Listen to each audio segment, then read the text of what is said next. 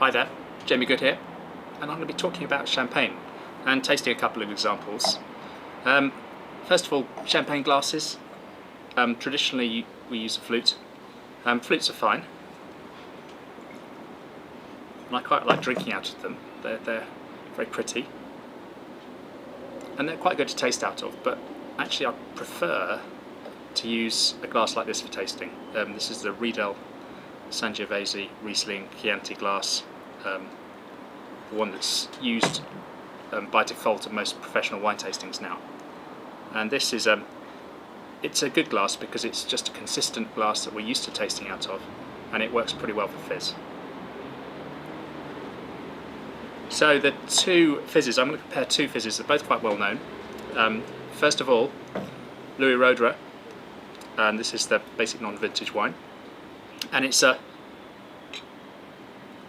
for me, this is usually one of the best of all the Grand Marque non-vintage wines.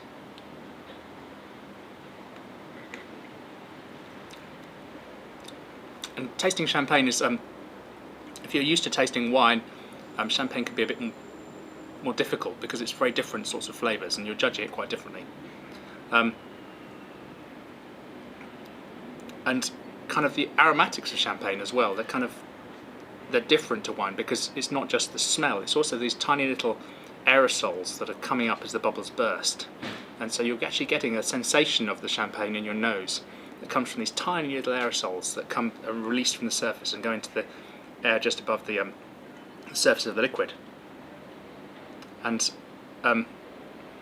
I find this has got really nice, fresh, precise aromatics. It's citrusy, but there's also some toast and nuttiness there as well, some more rich, savoury characters complementing the fresh citrus fruit. Really good acidity, but not harsh acidity. Very fresh, bracing, but lots of depth of flavour there as well. Sometimes champagnes can have too much flavour. They can have too much depth of flavour, and they can be too big.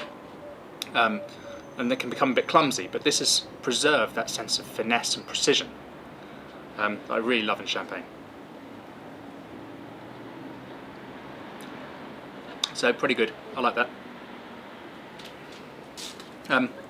Second, Lanson, black label. This is Lanson's non-vintage wine, and Lanson did a marketing campaign maybe a year and a half ago, where they tried to educate the public about the fact that they don't use malolactic fermentation in their wines, which I think for many of the regular people would not really mean a great deal. Malolactic is that bacterial fermentation that takes place in many wines, converting the acids so that the wine seems a bit less acidic, a bit softer, and sometimes adds sort of buttery, sort of lactic qualities to the wine as well.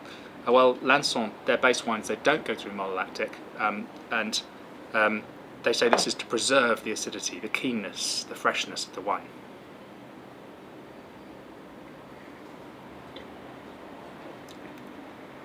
And certainly compared with the Louis Roederer, this is much fresher, zippier, brighter,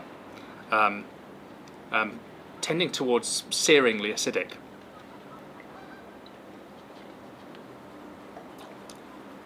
And I thought the Roederer had good acidity, it was very fresh.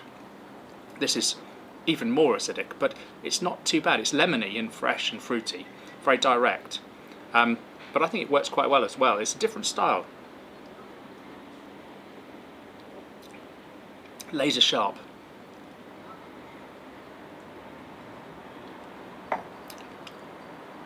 And to be honest, I really like that as well. I like them both, but they're different. And that's kind of one of the fun things about champagne, is that champagne's is another world from wine, and there's a whole diversity of champagnes out there, especially when you get to the grower champagnes. There's all sorts of flavours and characters, and that's kind of what keeps it fun.